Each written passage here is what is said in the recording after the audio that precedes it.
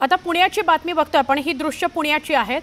Pune जिल्ह्याकरता orange alert दिलेला असून पुढचे 3 तासात जिल्ह्यात मध्यम ते जोरदार स्वरूपाचा पाऊस पडू शकतो। पुण्यामध्ये जोरदार ते मध्यम स्वरूपाचा पाऊस पुढच्या 3 तासात पडू शकतो। काही भागात विजांच्या कडकडाटासह वादळी वारं वाहतंय। 40 ते 50 किलोमीटर प्रति तास इतक्या वेगाने वारं वाहतंय। नागरिकांनी सतर्क राहावं अशी माहिती देण्यात आली आहे। सचेत या ॲप वरून ही माहिती देण्यात आलेली आहे।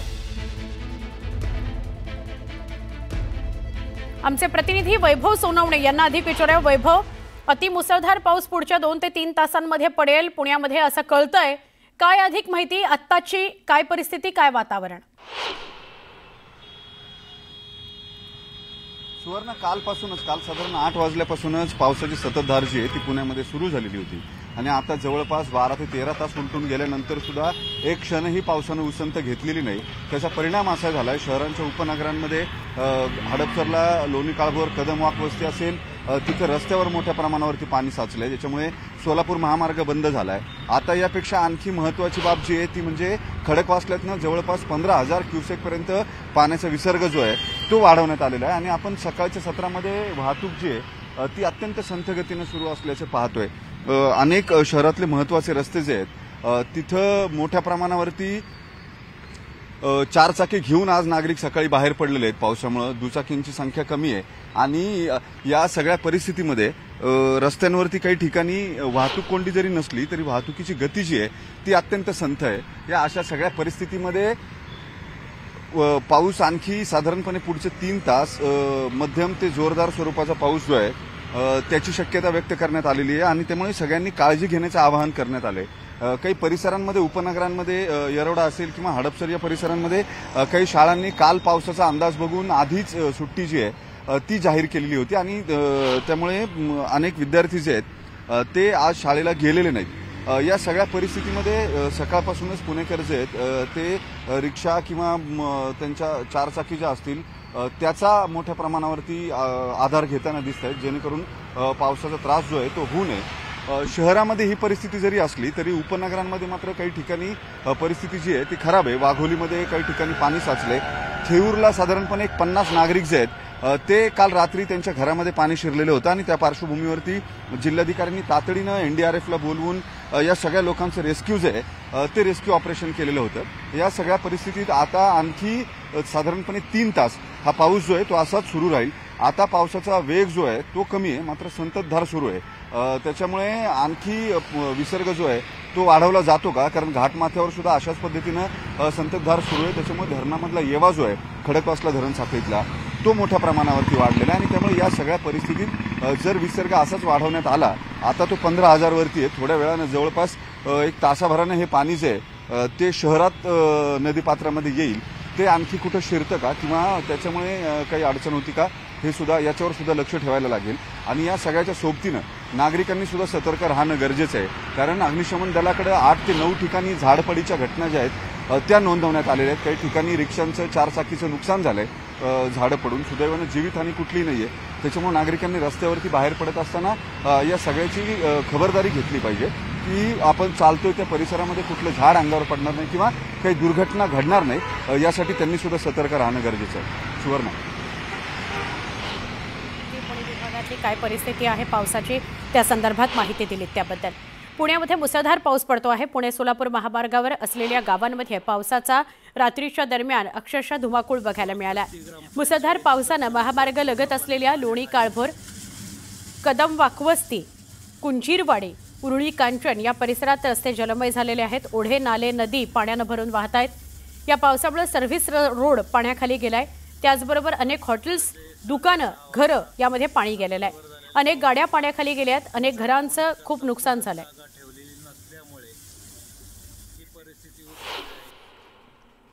पुण्याच्या पूर्व भागात असलेल्या कुंजीरवाडी परिसरात मुसळधार पाऊस पडला। रात्रभर मुसळधार पाऊस होता, त्यामुळे अनेक घरांमध्ये पाणी शिरलं। अचानक आलेल्या पावसानं घरांमध्ये गुडघ्या इतकं पाणी होतं। रात्रीच्या वेळी तरुणांकडून वृद्धांसह नागरिकांना घराच्या बाहेर काढत सुरक्षित स्थळी हलवण्यात आलं।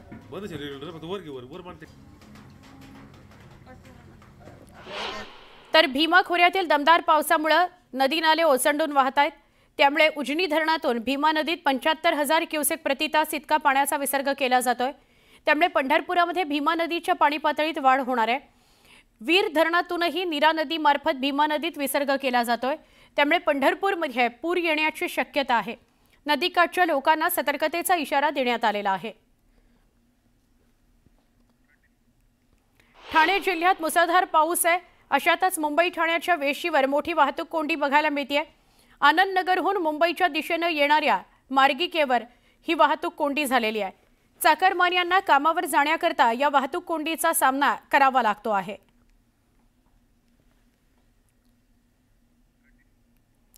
नवी मुंबईतही मुसळधार पाऊस आहे। पावसामुळे उल्वे ब्रिज पाण्याखाली गेलाय।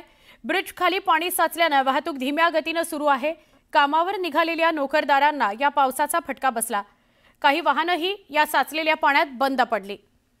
ब्रिजच्या खाली पाणी भरलेलं आहे। ब्रिज पाण्याखाली गेला नाहीये, तर ब्रिजच्या खाली पाणी भरलेलं आहे। त्यामुळे उल्वे ब्रिज खाली हे साचलेलं पाणी आणि त्यातून निघणाऱ्या गाड्या आपल्याला बघायला मिळत आहेत। नवी मुंबईतले ही दृश्य। दिघा ते बेलापूर दरम्यान 100 मिलीमीटर पाऊस पडलेला आहे। नवी मुंबईतली सुद्धा वेगवेगळ्या भागातली दृश्य आम्ही आपल्याला दाखवतोय।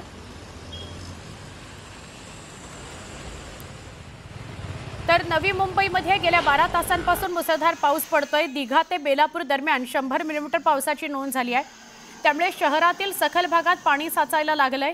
अशातच उरण फाटा ब्रिजच्या खाली खूप मोठ्या प्रमाणात पाणी साचलं। त्यामुळे वाहतूक कोंडी निर्माण झाली होती।